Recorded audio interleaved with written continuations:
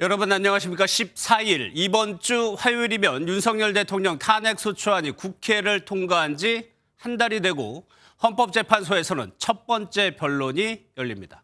윤 대통령의 헌재 출석도 점쳐졌지만 당분간 관저 안에 머물면서 이번 주 있을지도 모를 체포영장 재집행에 대비할 것으로 보입니다. 정치권은 전열을 재정비하고 있습니다. 지지율 상승을 발판으로 여당은 국면 전환을 누리고 있고 민주당은 체포영장의 빠른 집행을 계속해서 압박하고 있습니다. 동시에 민주당은 이번 주 본회의에서 특검법 처리를 예고하면서 속도전에 나서고 있습니다.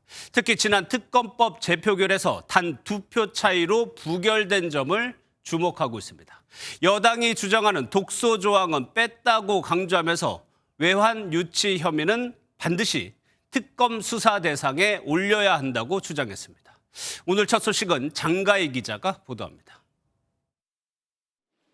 더불어민주당 내란특위 외환유치죄 진상조사단은 외환죄 혐의를 특검 수사 대상에 포함해야 한다고 강조했습니다. 윤석열 대통령이 북한의 도발을 유도해 계엄 선포의 명분을 만들었다는 이유입니다. 북한을 활용해서 국지전과 전면전의 구분이 안 되는 이 엄중한 한반도 상황에서 나라를 도륙낼 수 있는 그런 범죄 혐의에 대한 정황 증거는 차고 넘칩니다.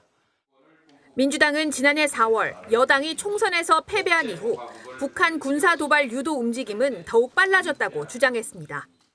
4월 총선 이후 대북 전단 살포가 본격화되자 5월 말부터는 북한 오물풍선이 처음 등장하기 시작했고 서로 상승작용을 일으킨 것입니다.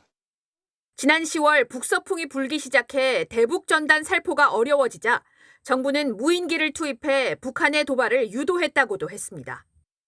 민주당은 북한이 외환죄의 대상인 외국에 해당하는지에 대한 논란에 대해서도 대상이 될 수 있다는 입장입니다.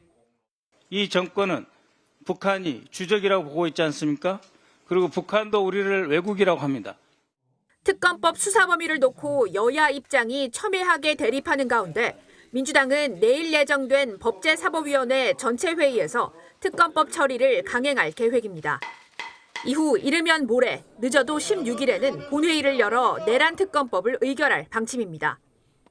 하지만 특검법의 최종 통과가 더 중요한 만큼 국민의힘과 협상 여지는 열어뒀습니다. MBN 뉴스 장가희입니다.